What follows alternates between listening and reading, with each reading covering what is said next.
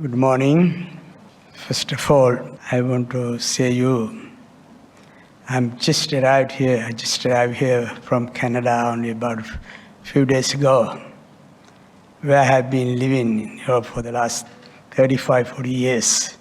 So I was born in Sri Lanka, but I raised in Europe and lived in Canada. Last month I was here, then I immediately rushed to Canada. When I went, it was minus and full of snow. I'm used to it, but I really didn't want to expose myself. And then I had to rush here. Then it was okay, good. And when I went out even though it was too cold, sometimes we go out to show that we are not old. So wind took away my hat, so I was exposed badly to the cold weather. So the next day I left, and I landed here at the airport. All of a sudden, I lost my voice. And until now, I'm under medication, and I took my last antibiotic today. So even I had to go to give some talks, so I had to stop. And I told, could you please continue? So I hope it will not come to me up and good. But that's the situation. And there are many monks, and if I don't know, I also would like to know to whom I'm talking to. Right? And you are newly ordained or no? Temporary monk. Good. Oh, please change the word temporary to permanent. Yes.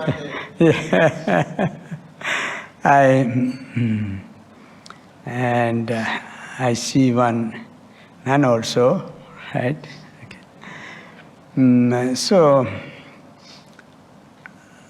I was thinking, Brother Leslie called me when I was in Canada, and there's another monk also called me. I said, I don't know whether I'm coming. But when he mentioned about this, then I said, okay, then I rushed. I want to come because I like to talk to the new ones, especially those who are going to be ordained. And Novitiate Program, I always encourage, I like it very much. And for that, I also started especially encouraging ladies to get ordained. Because like any man, any monk, ladies or nuns, they are capable of propagating Buddha's teaching. We know that there is a great need. And so one day I was at Senthul. One nun came, and she said she's from Australia. Then I had a chat, then she told me, Bhante, I'm going to go out, and I'll be back maybe in 10 days or a week or 10 days. And she was staying at that time for a few days at Senthul. And I said, okay, see you. After a couple of days, I saw she was back at Senthul. In the morning, after breakfast dinner, I asked her, oh, you went for 2 weeks or 10 days. Here you are back after 2 days. What happened? And she looked at me. I saw the tears rolling down. especially some drop tears. I don't know, I'm a human being also. I also began to little bit, I felt, my eyes became wet. And then I let her stay a little while. And I asked her, what happened? No, Bhante, this country, no place for nuns. A local Chinese nun. She must be around 34, 35. It's touching at time. On that day, came to my mind, I said, I will do something to promote the bhikkhuni ordination, seminary ordination. And then I started an organization called Global Bhikkhuni Council. It took 2.5 years. Oh, sorry, I forgot my venerable good friend, Kondanja Bhante is there. Bhante, sorry. Sorry, I missed to say. You're a very good friend for a long time. He knows my family also, my brothers and sisters. So, that day I started. Then, on that day, we started to form an association. It is an association of nuns of all traditions, Theravada, Mahayana, or Vajrayana. But she has to be a nun, not a lady cannot be a member. We formed the association, it took 2 years and 3 months. 2 years and 3 months, we formed the association of Global Bhikkhuni Council, registered members of 2,300 nuns today. The largest bhikkhuni organization in the world. We appointed one to head that organization called Global Bhikkhuni Council, Director General from Taiwan. Because I was also looking for someone who has the means and ability to support this organization. We appointed a nun from Taiwan to be Director General. At the same time, we started a magazine called Voice of Buddhist Nuns. And we tried to promote. Then somebody asked me, if you form this, give us the vision and the mission of your organization. I planned something. 3 things. Everywhere now we go, whether it's in Malaysia, or whether it's in Europe, whether it is in Buddhist countries, even in Taiwan, or Japan, Korea. Korea is worst. Younger generation is distancing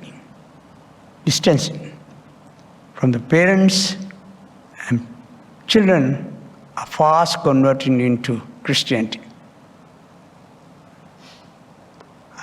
I wanted to do something for Korea. I went and meet a chief monk of, it's not in capital, but I forgot the name there. And I told him, Venerable, I travel in the night to see a monastery, light in a monastery. I didn't see a single light. I see only the cross. What happened? What's going on in Korea? He said, it may be so, but all royal monasteries in Korea belongs to Buddhists. Monasteries are there, but less activities. Forceful conversion is taking place. Once, proud Buddhist country, Now the Buddhist population has gone even below 35%. It's fast deteriorating. So it is important for us to take a step to prevent any further deterioration of the Buddhist order there. So for this reason, we need the participation of not necessarily monks, but also nuns. Nuns are capable of doing that, so the monks. We need to give them courage.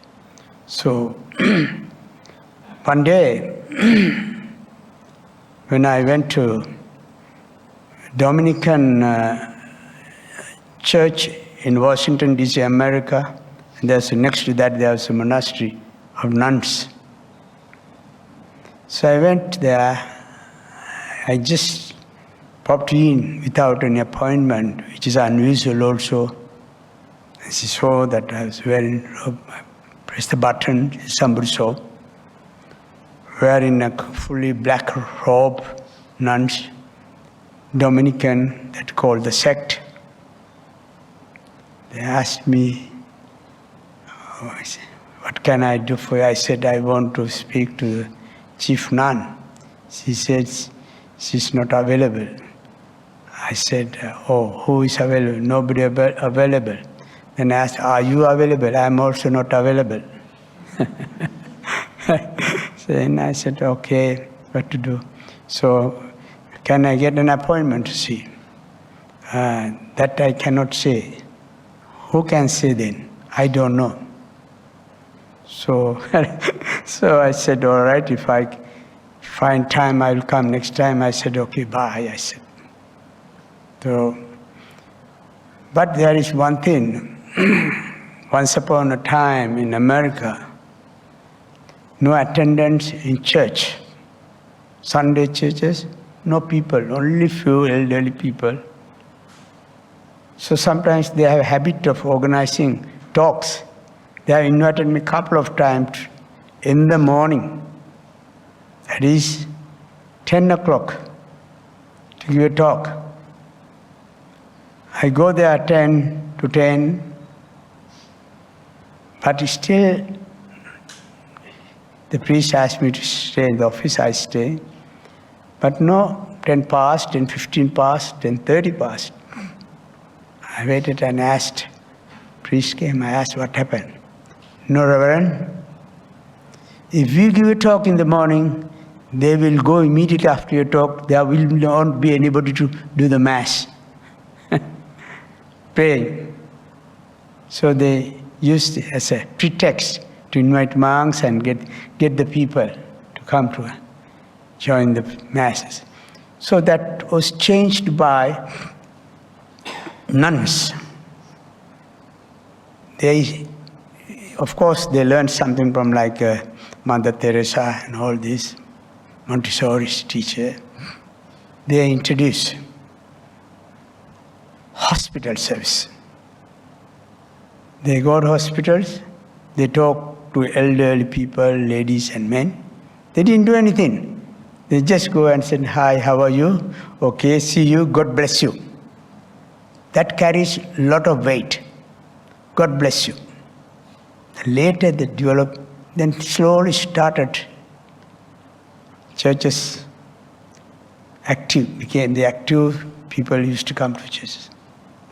So the same way, we have to also introduce a system so that it will keep our nuns active. Sometimes where monks are unable to do certain things, nuns are able to do that. Where nuns are unable to do, monks are able to do that. We need to cooperate. We want to work together for the propagation of Buddha Dhamma. So we initiate this. What is this? To train. Because many people here, even here in Kuala Lumpur, many fathers and mothers, they have come. Bhante, we have sent our children to London, to America, to New Zealand, Australia. They come here as doctors, engineers, but they have completely lost respect to the parents. They have lost. They don't even think of coming to temple. How can we do? Sometimes I have to give money for him to go to the club in the night. Because I love him, I still want to keep him with the family. So this is partly fault of the parents. Why? Parents have failed to teach them in proper time to take to the Sunday school or to the monasteries or teach them basic important values. This is what has happened everywhere. A young girl here, she asked me, Bhante, can you come and share the merits with my parents? I want to invite. I said, okay. I went with another monk. I went there. And she told her, we went there, she came 11:30, but I don't see any statue or anything at home. No dana, no sign of dana. Then I asked, let us offer puja. I don't see even Buddha statue or anything, but lots of masks. And then I asked her, is the dana ready? I immediately questioned, do you want to eat? We were invited for lunch dana, but no.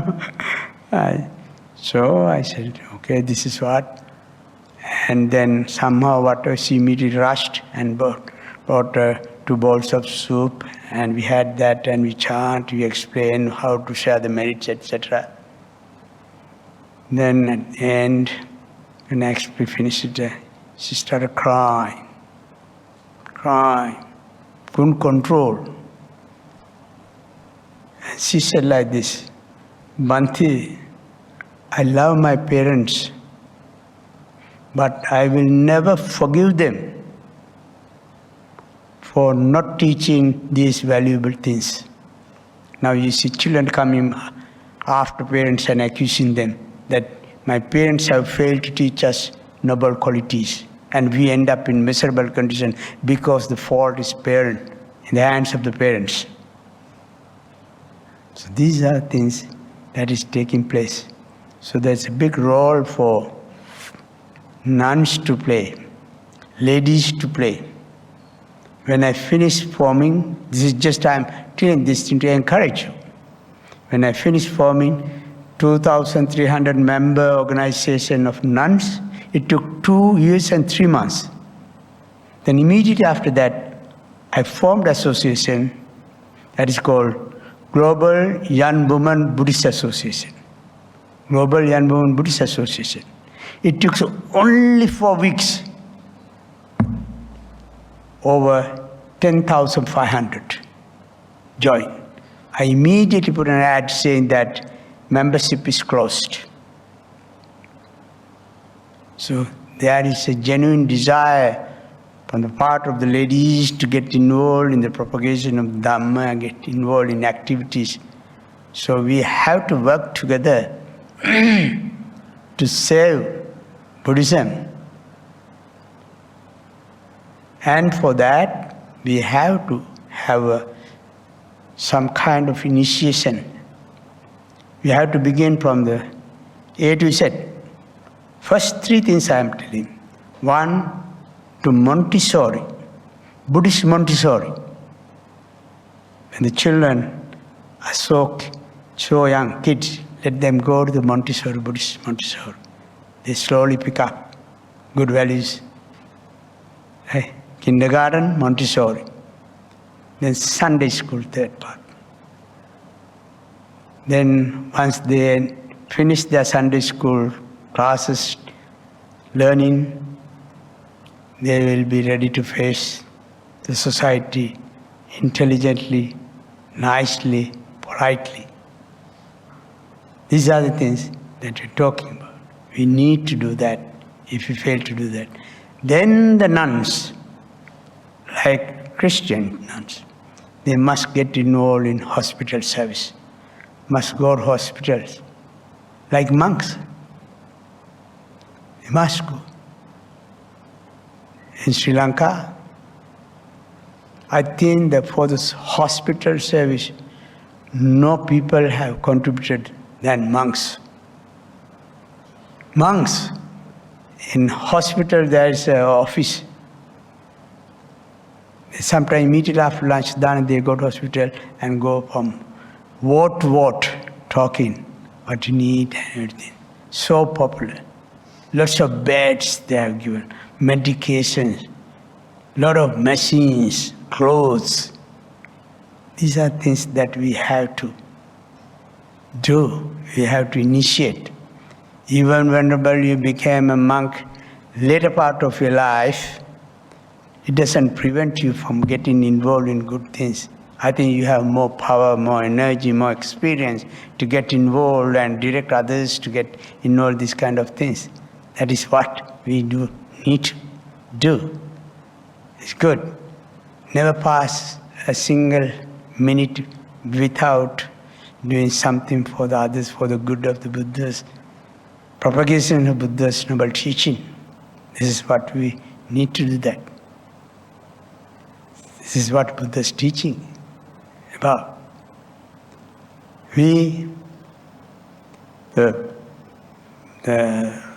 When Brother Tilak, I asked what topic you say. He sent me, so this, I remember today, this morning, he said the topic that he gave me was, what is the Buddha as therapist. That is a Buddhist therapy. There's nothing much Buddha's therapy, how Buddha reacted with the people. When we became monk, I became monk at the age of 12 and a half. And I'm a child of one in a family of 8. I'm the 6th. And in the village when we play slowly the cricket, the monks passing on the village, I always ask my friend, stop. And we run and we kneel down and pay respect to Buddha. Always monk. So we got a habit. When a monk come from there, we stop them. Stop playing, we come, and we use Buddha.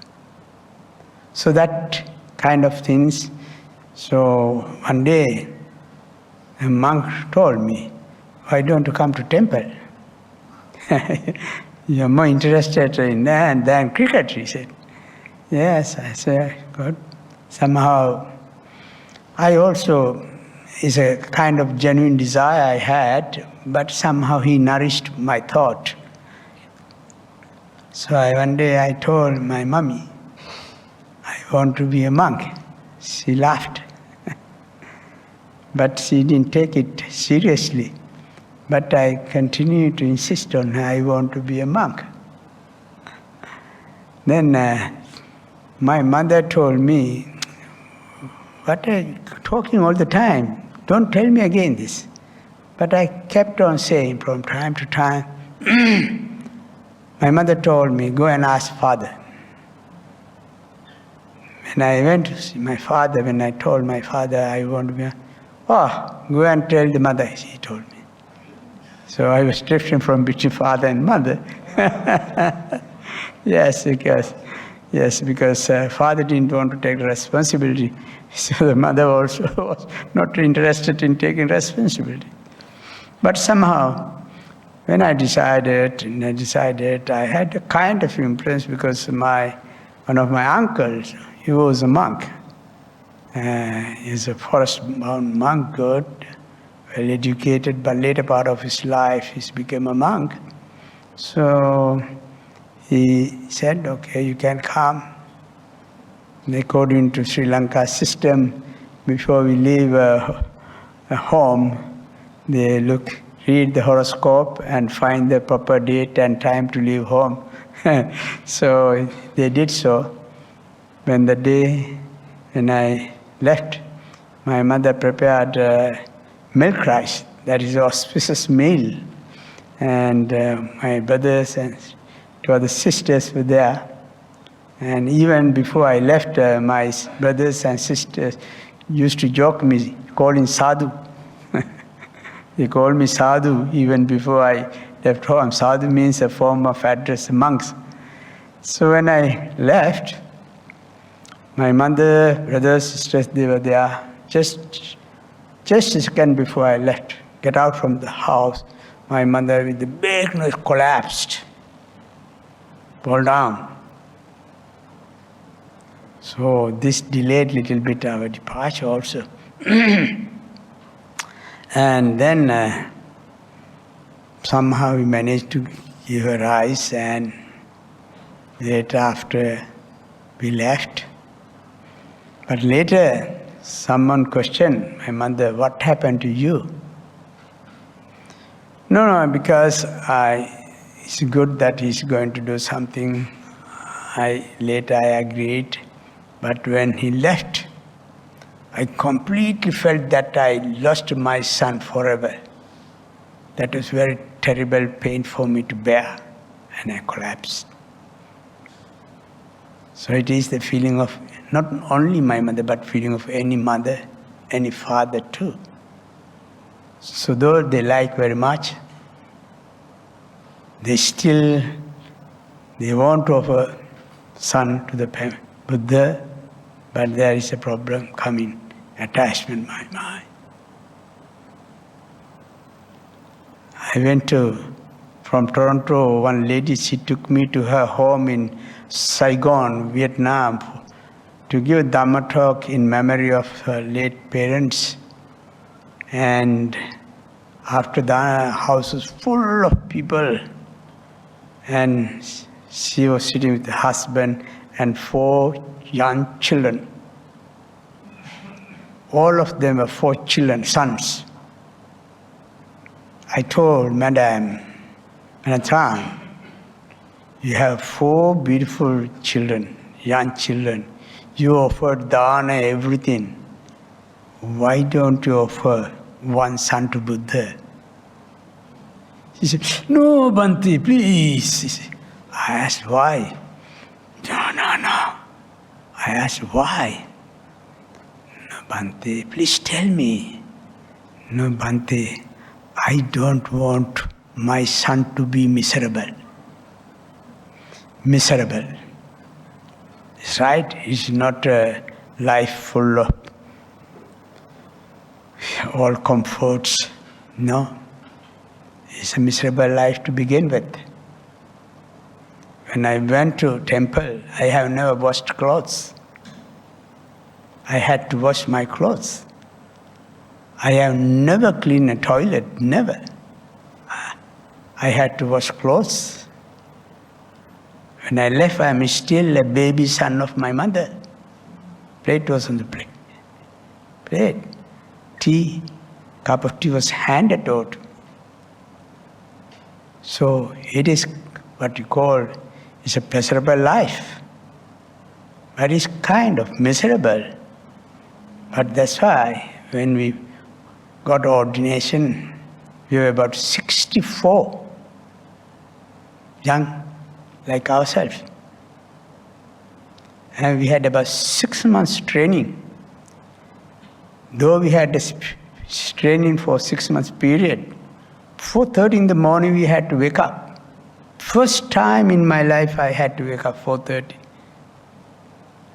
And we sat after 4:30, we had to wash ourselves, get ready and go and sit. These are 11, 12, 13, 14 years old. How you can expect sit for meditation? We sitting like this, we hit the wall also sometimes. Yes, teacher comes, he's very kindful caning. Kindful caning. And you go again, but we train. It's not an easy thing. This is what we had. Then, first time, after never I had. After 12, no food to eat. Our stomach was painful, very. I remember sometimes our parents used to come to see us, secretly give a small pack of sweet. Don't give to Lokohan, the chief monk. Don't so. Just eat. Kindful. But it is not right. But anyhow, mother's love, we cannot prevent. Take this, keep it. They did that, but couldn't continue. But life is such. It's a real dedication, commitment, sacrifice. And then we had to memorize. We have certain grammars, Pali grammars, Sanskrit, Dhammapada, learn by heart. Certain number of verses you have to learn by heart. And then you come and kneel down before your teacher and give the Dhammapada to his hand, and you have to recite one by one. If you make a mistake, go and do it again. Sometimes threaten with no given food. That's only punishment. And that's the only luxury we have a good meal. Because no food rest of the day. So it was very difficult. That is the commitment. That is the sacrifice we have to do. I know that most of you are, I just told these things to encourage you. I don't think that you need encouragement, but still I just want to let you know how the life of a monk begins. It's not a bed of roses. It's not. When we became 64, young kids, we became samaneras. Having trained 6 months, the next day morning, we found that somebody has left the rope in the washroom and gone. A few years ago, we calculated only 4 of us, including me. And that one who died in London a few months ago, only 3. So I'm proud, I'm happy, I'm glad to be one of them. But I like to share that. Don't, under any circumstances, give up. You be a permanent monk, not a temporary. You must completely delete that word from your vocabulary. It's a great thing to be a monk, great thing to be a nun. Right? Nuns also same thing. You can dedicate, devote your time. It's much better than to be a nun, than to be a mother of a leader of a country. Great thing you can do. We need so many Prajapatis to serve the Buddha Dharma. If you are active, we can save Korea from becoming Christians. Yes, many other places. We need that. We have to work hard. We have to organize. And there are a lot to be done. So it is the thing that I just wanted to show you how we can do that. All these things we have to do little by little, little by little. We started that Bhikkhuni Council, Bhikkhuni magazine. Now we are also going to produce a movie called Mahapajapati, the first nun, first woman to be a Buddhist nun. These are inspirational things for the rest of the world to follow. So these are things that we are going to do, and it's good that you take part. And we have started also Bhikkhuni television. We started. Now we combine it. Now every Saturday, Sunday, you can see from anywhere. You just click buddhadharmatv.com in English, in Spanish, and end of the month in Chinese. and we are going to start in Korean and Japanese. Buddha Dharma TV in 5 languages within 2 months, all over the world, to safeguard Buddha's teaching. Just try to join, try to take part. buddhadharmatv.com. It is Malaysia time, 9 p.m. It is operated from Canada. So it is good that if your people can get involved in that and spread the Buddha's teaching little by little with the support. The support means to spread the word, that kind of support. Popularize the channel, that kind of support we need. Then it is good. Now, Buddha has worked hard to get the message across. He has used different techniques, different methods, different ways, means to explain, to tell the people who he is, how people try to be like him, how they can benefit Buddha's teaching. So that's how he has done many things so successfully under different circumstances, in different societies. It's a very simple thing he has done sometimes to win the heart of the people, to get the Buddha's noble message across. And for that, the dedication was immense. The suffering that he took, the suffering he faced, we cannot even imagine the suffering. So it's good to think of those things, a bit of that, and to be encouraged. Have a goal. We must have a goal. We must have determination, courage to do something in the name of the Buddha for the world community. They need Buddhism. I remember long time ago, we started the Sounds of Paradise TV program just about 15 years ago, just a short period in Canada. And one person called in a very far distance from in remote area in Canada. He said, first time I know there is a Buddha. I heard about a Buddha. Many people still do not know.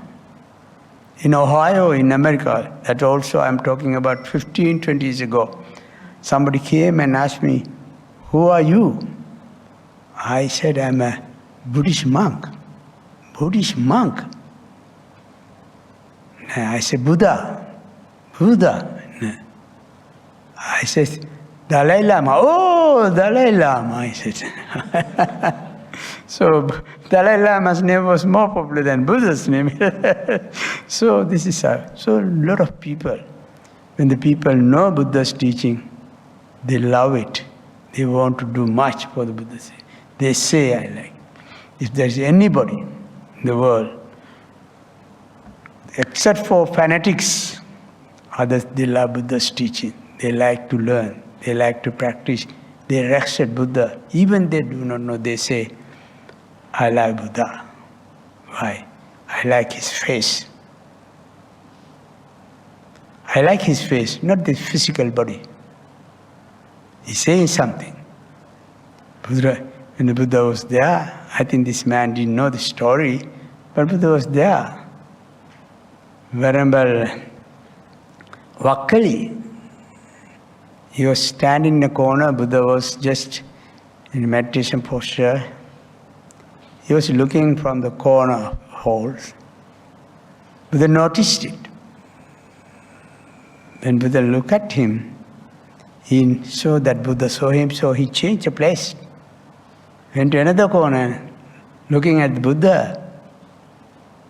Then again Buddha noticed it. Then Buddha called him. And Vakkali, come. what are you doing locally? When I look at Buddha's face, I feel very calm, peaceful.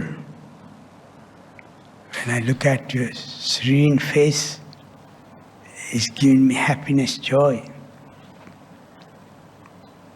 At that time, what the Buddha say?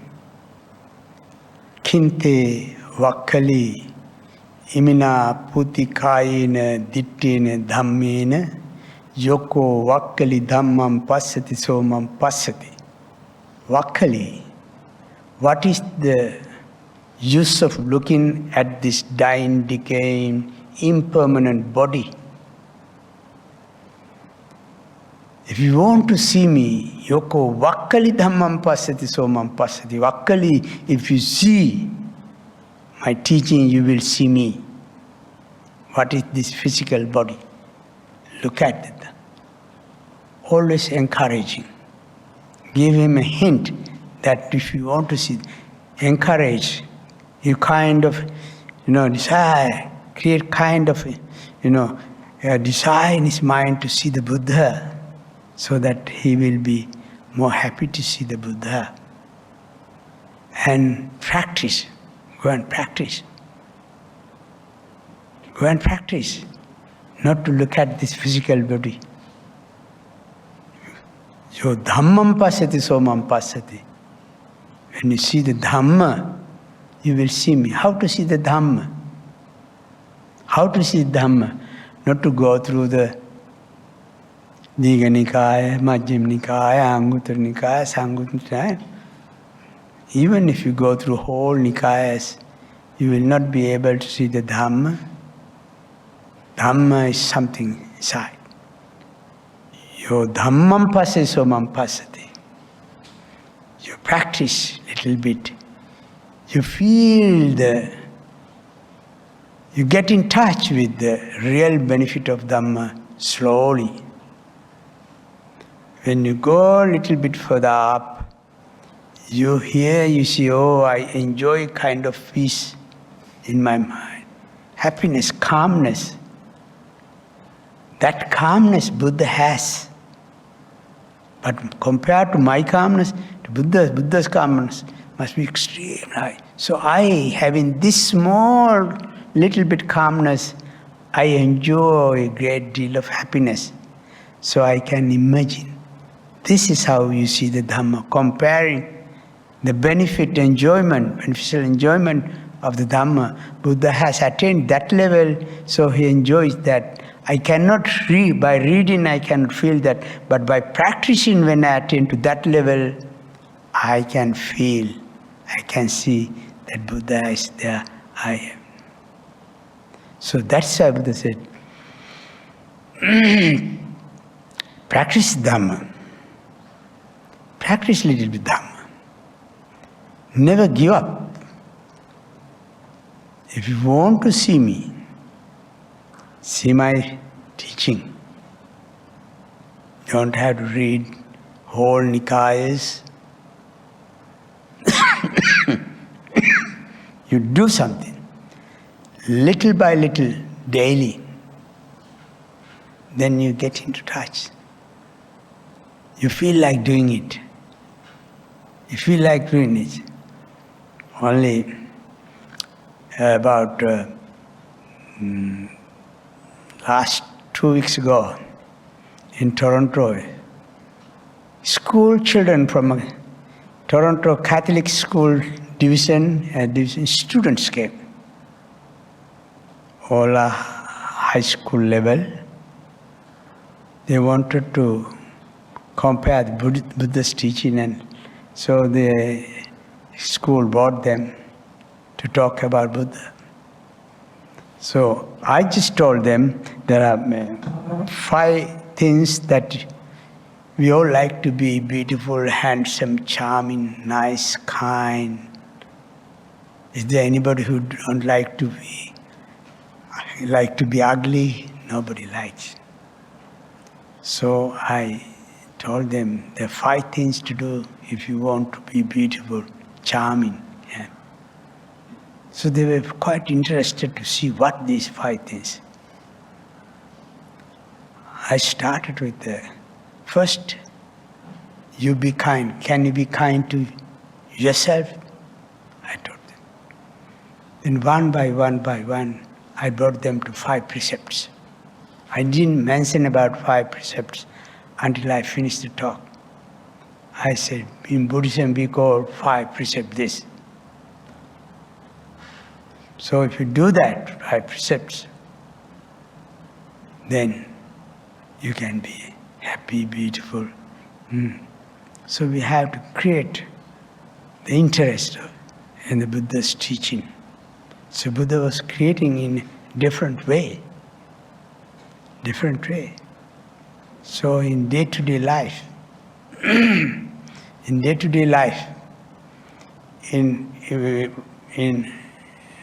interaction with the people, with whomever we interact with the people, in interact, we should know the method of interaction, how we communicate with others.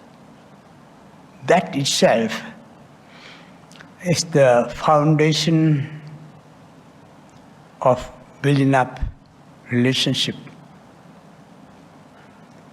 And it is a therapy, how we handle the situation. Very simple method that the Buddha was practicing is the greatest thing today. When you come across someone, don't be the second, be the first to wear a smile.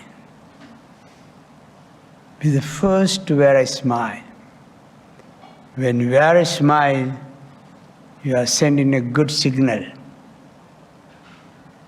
You are sending a good signal because that changes the attitude of anybody who is in front of you. You smile, you make others happy. Happiness is the most important thing in human relationship. In human relationship, to maintain good attitude towards others. So it is something very important, something that we can teach. When you look at somebody, if you look frightened, you are frightening others. Because he says, oh, I look at him, he was frightened as if he is going to beat me. So he will not like to look at our face even. That's bad. So we have to have a pleasant look at appearance, a smile. See the look at Buddha's statue?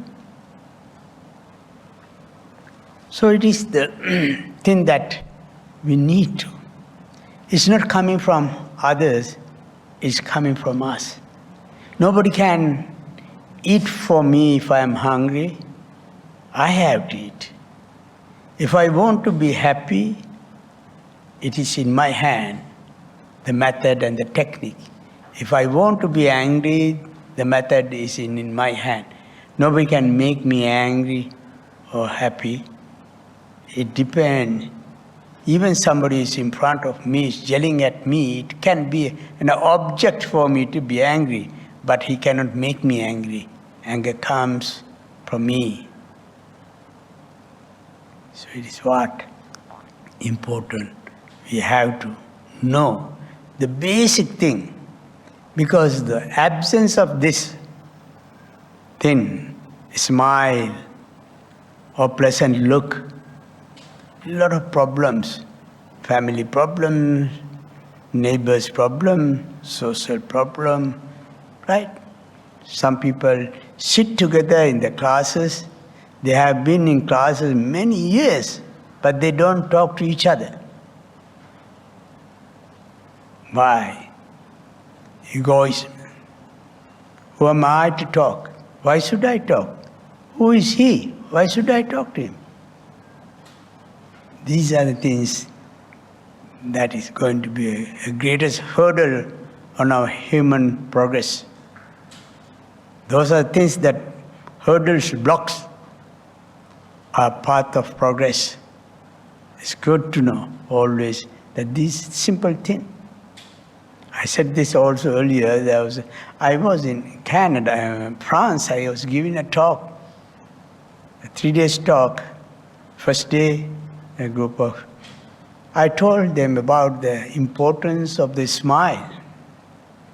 And I told them, whenever you see someone, just, even if that person does not look at you, just wear a smile. She feels or he feels that he's a nice person, he's smiling.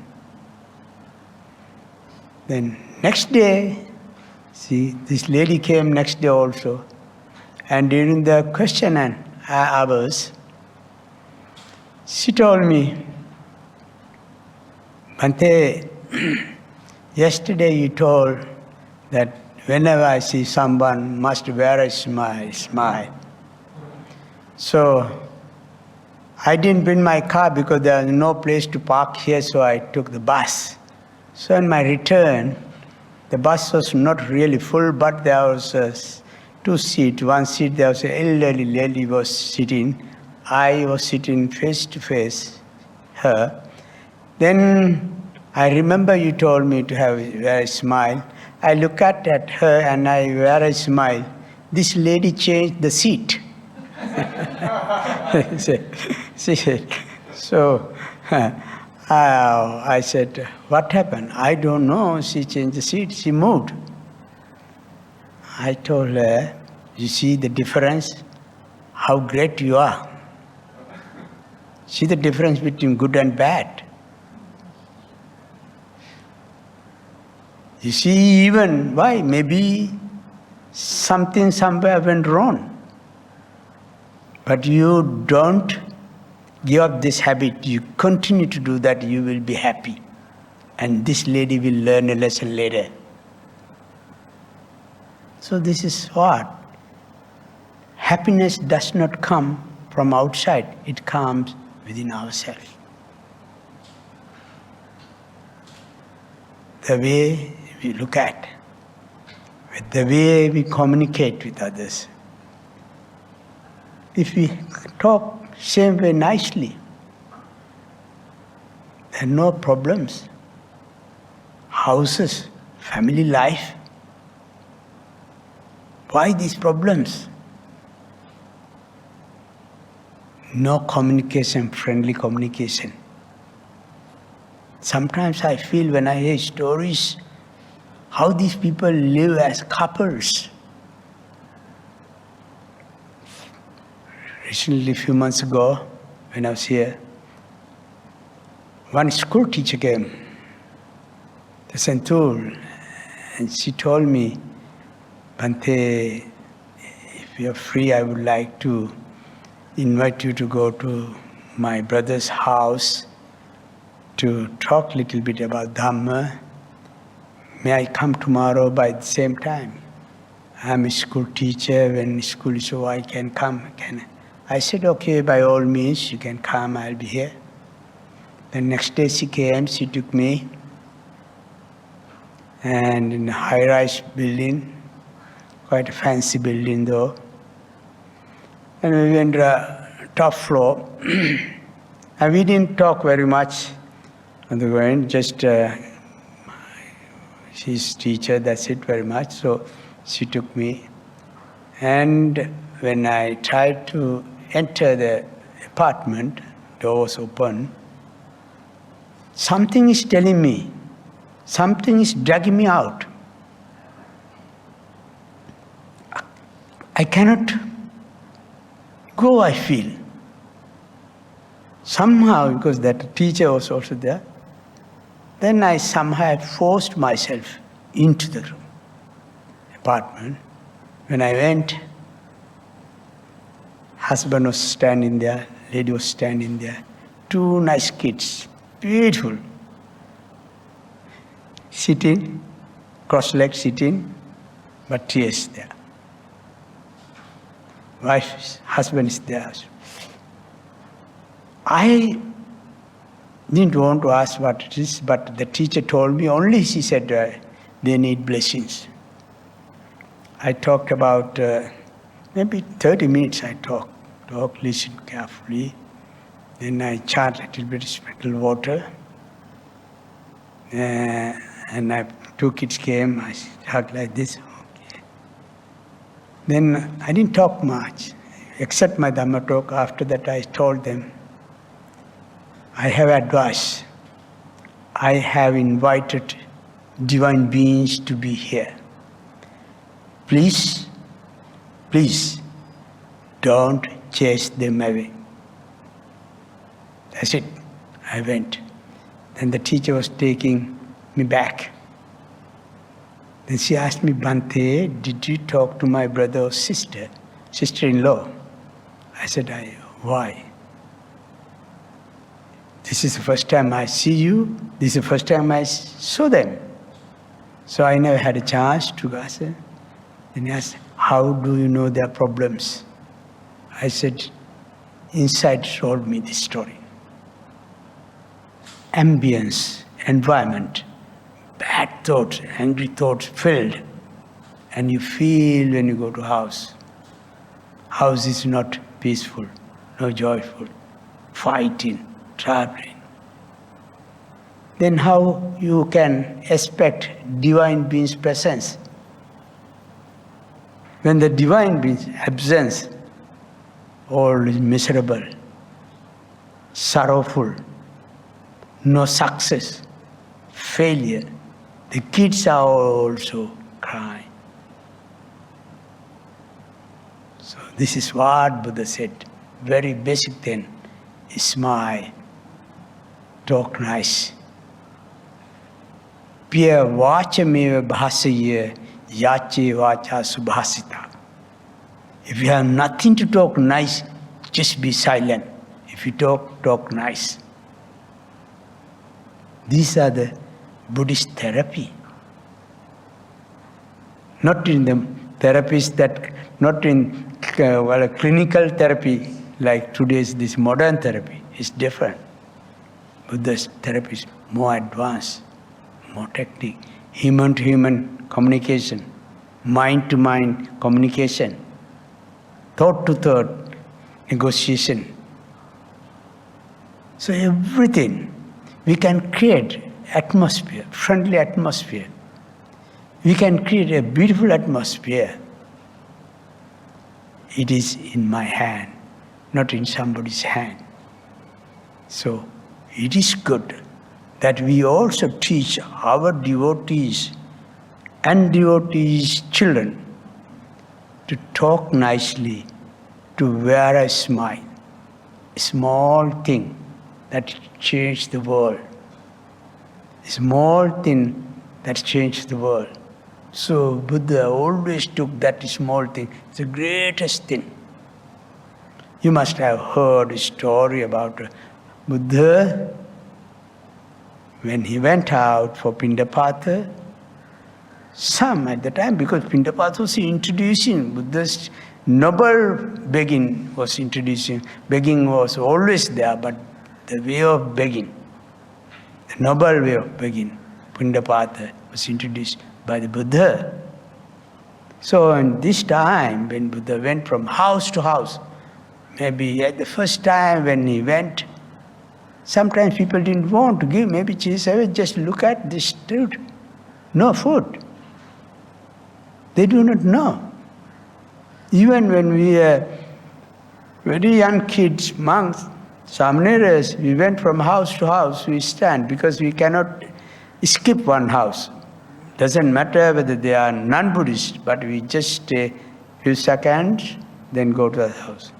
I used to remember one time one lady came out of the door and said, Reverend, we are Christians.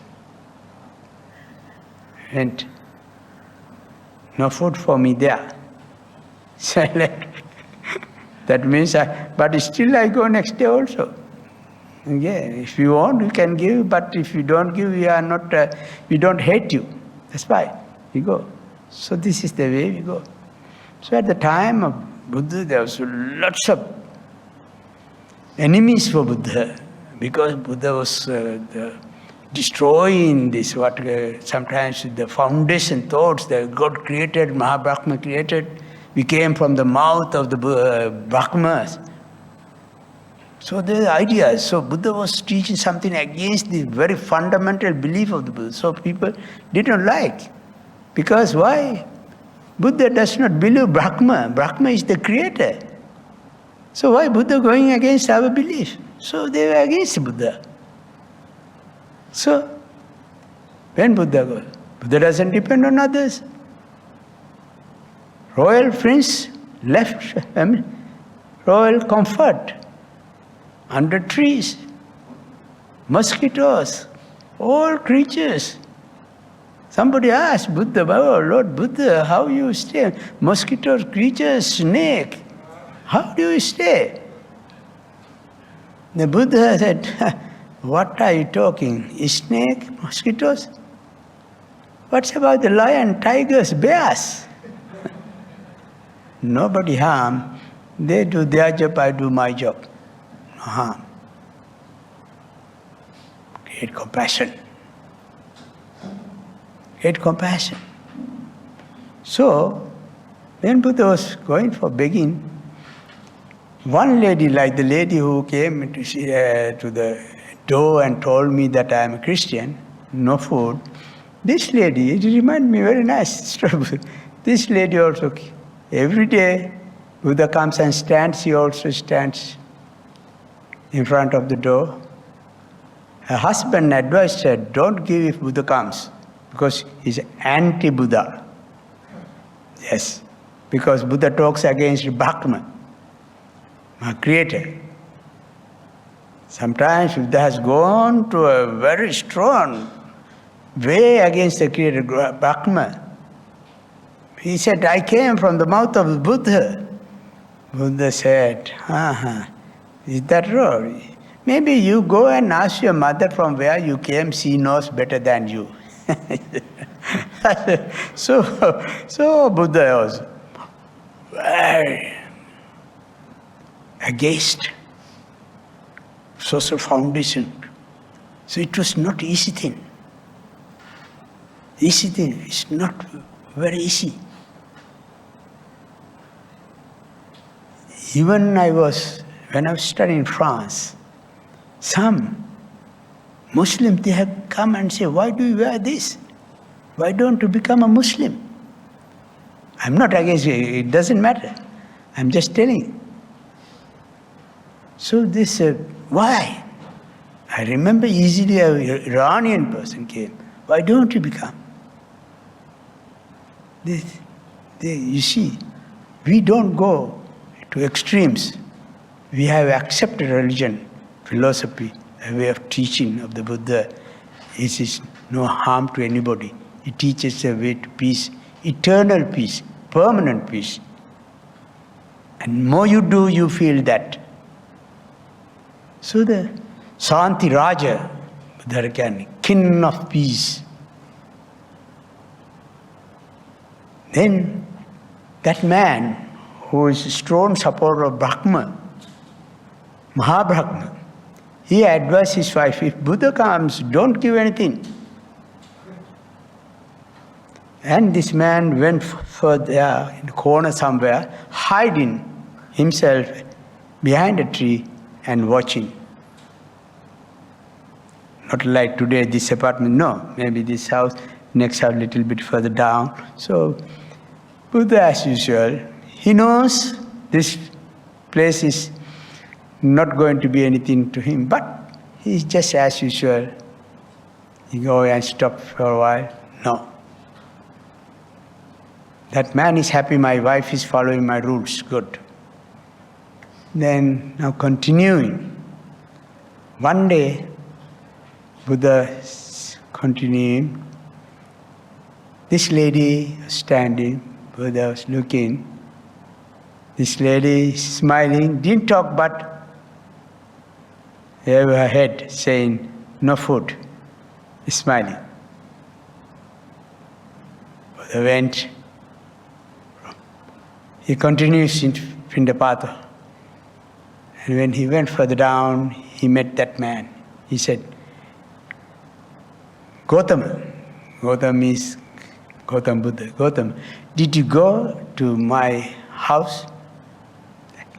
That house? Yes. Did my wife give you anything? Yes. Did she give? Yes. Aish? Yes. My wife gave you something? Yes. She became very furious, angry.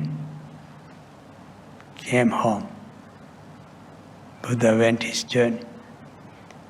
And he asked, did you give something to Buddha? No, I didn't. Are you sure? No. Then he lies. What? He said, you gave me. No, I didn't give. He ran and asked, Gautama, you lied. You lied. My wife didn't give you anything. You said my wife gave you something. Yes, she did. What she gave? Did she give food? No. Then what she gave? She gave me something. What? She smiled. She smiled. That opened his eyes. That opened eyes. Smile is a communication. Open the dialogue. Change him, change his family, change whole world with a smile. That is Buddhist therapy. So all of us, if you can, never wait for them. Others, when you see somebody, don't wait for others to smile. You be the first to smile. Never go with the idea that who am I to smile to him? Why should I? Never. Don't bother by those kind of poor thought, thinking. Be a smile. When you smile, that changes him. That is the beginning of it. These are things very important. So this always Buddha's technique, method, always working for us. Smile, say hello, talk. You are given the best thing that nobody can buy. It can change normal function. And these are the things that will change your physical normal functioning of your body. When you look at somebody, if you're angry, at that time, there is some hormone active in your body that make darker, angry look. Now you see somebody, when you become angry, all of a sudden, it doesn't take a second. Immediately your face goes pale. At the same time, if you're happy, it becomes rosy. It is just a second. Because anger, when anger comes to mind, there is a hormone in the body called adrenaline. It is just like anger posts into this side, hormone. That hormone is called adrenaline. It goes immediately across your body in no second. It changes the normal functioning of your body that will be reflected on your face. That you can see a little bit change of your face. That change is the one that looks ugly. Sorry. That looks ugly. So, the same way, other way. If you get so many ways of reacting daily, how many times it will change your normal functioning, spoil your blood. Then to change this blood, you go to Bodhi Puja and ask Bodhi Puja and change your blood. It's better to go to hospital, not to Bodhi Puja. It's address here. It is here. We do that. Talk this. So the best pills prescribed is the compassion, kindness, loving kindness, metta. You don't need any other medication. This is a therapy, Buddhist therapy. Everything is here. Everything here. Why? This is why Queen Elizabeth, I said this story before, she was suffering from kind of secretly vegetarian, most of the vegetarian family, royal families. So is Prince William's, Diana, all these people, vegetarian. Queen Elizabeth wanted to maintain her physical body, doesn't want to depend on medication. She wanted to instructions from a Buddhist, one who can guide, lead in meditation. She advertised through a human resources agency to find someone who has good knowledge in Buddhist teaching and Hindu teaching and meditation, and who can also guide meditation. And he must also be a product of Cambridge or Oxford. The conditions are too high. Well, she can expect because she is royal. So then advertised, get about 4 people from different corners of the world. She selected one. He happened to be a Sri Lankan, a Buddhist, a psychologist who has studied yoga, practiced yoga, and yoga and Hinduism, all forms.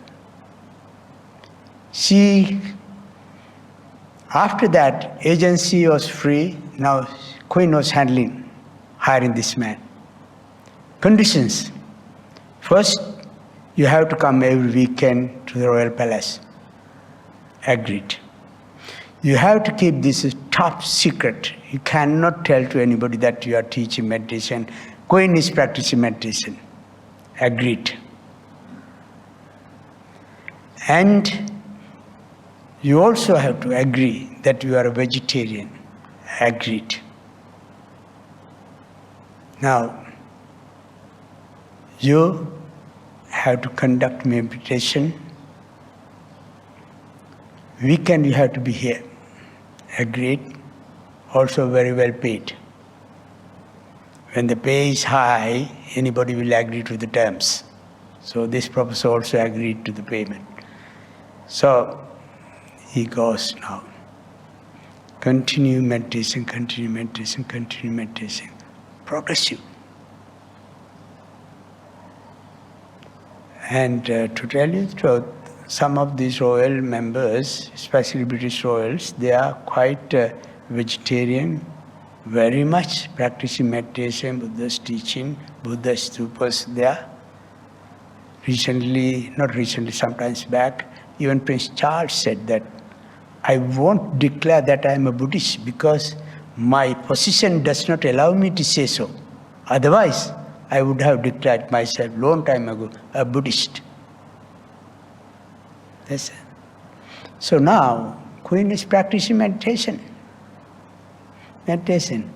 Only about 2 years ago, before her death, this man asked Queen, Your Majesty, you are doing meditation very good, progressing very good.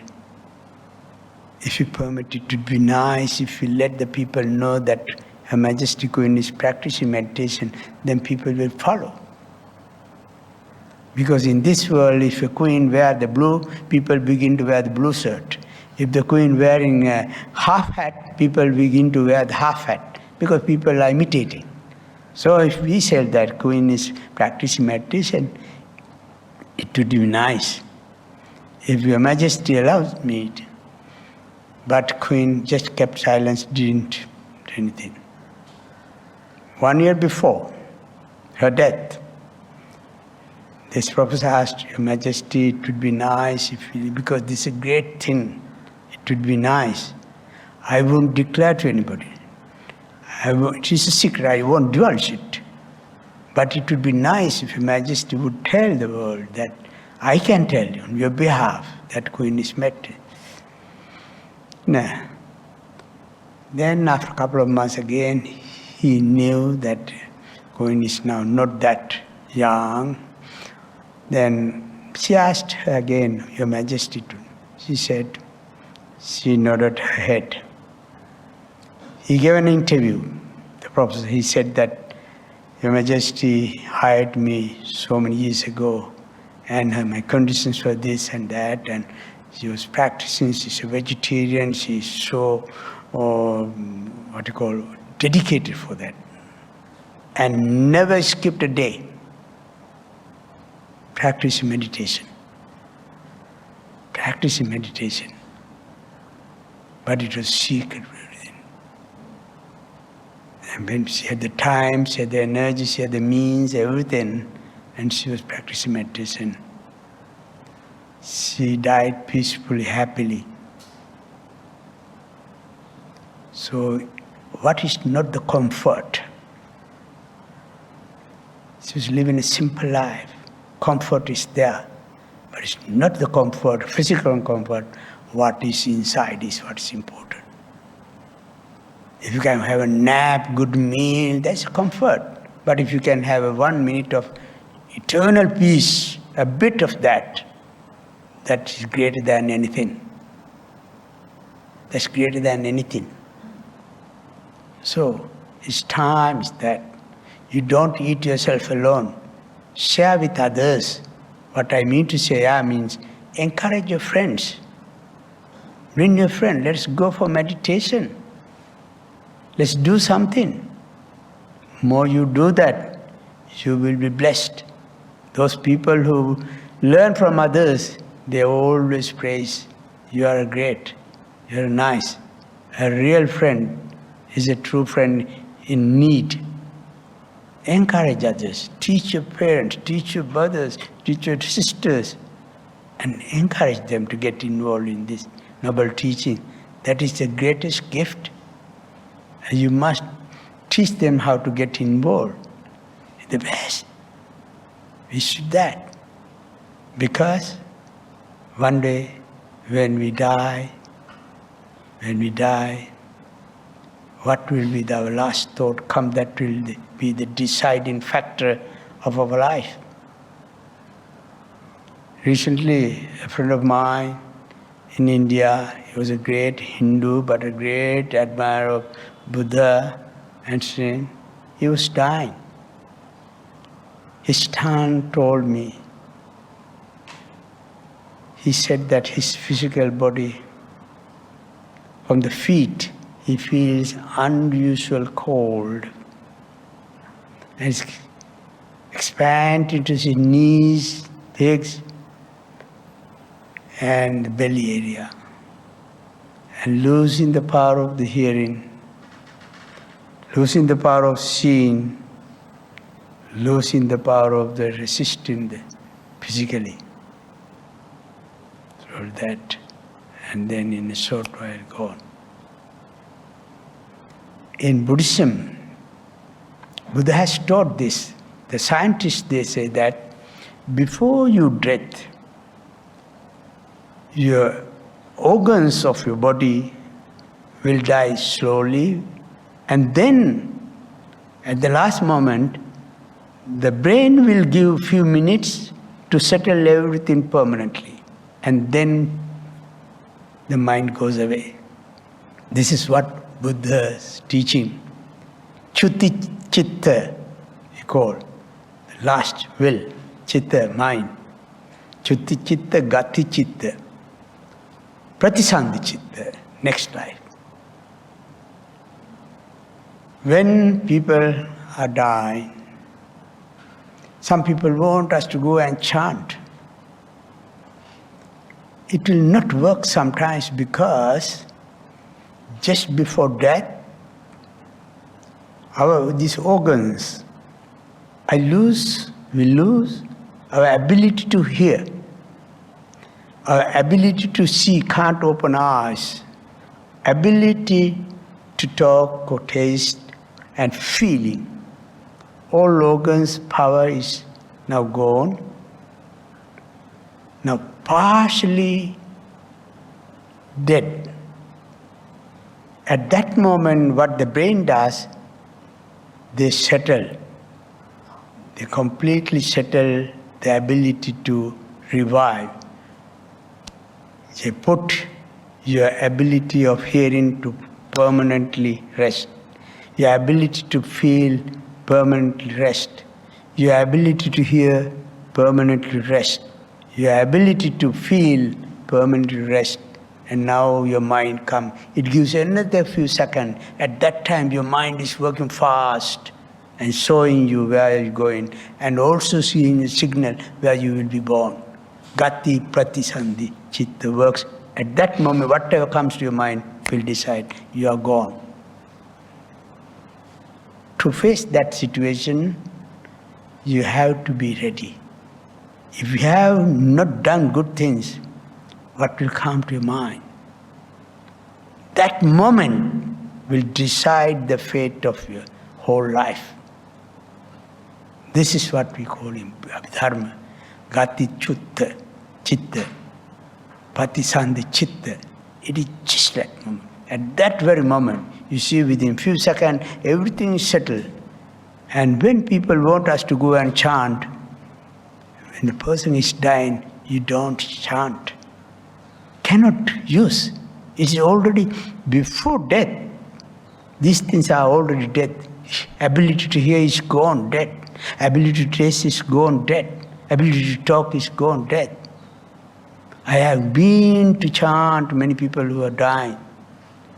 Here, first time I saw somebody dying, I was chanting. The lady was now stretching leg like this. Daughter immediately jump and, "Mummy, I love you, Mummy, I love you, Mummy, I love you." First thing, she didn't know how to do. Other things, she didn't know the consequences. Other things, she didn't know that she was doing great harm to her mother. Because not the mother, not the father, not the husband, not the wife, not the brothers, or not the friend can help at that moment. If you try to loudly talk and let her hear these thoughts, if by accident, if you say, "Oh, my daughter," that alone is sufficient for her to be born in an awful state. So never be in front of somebody who's dying. You can show a mirror of the Buddha, but don't show, "My mother, I was here, I was holding my mother's hand when she dies." It's not good. So this technique is, Buddha's technique is there. So Buddha's teaching is so nice. Buddha teaches us how to face the situation under any circumstances, whether it's painful, sorrow, sadful, but always unchanged. Be strong, be happy, and be mindful. Then nobody can do any harm to you.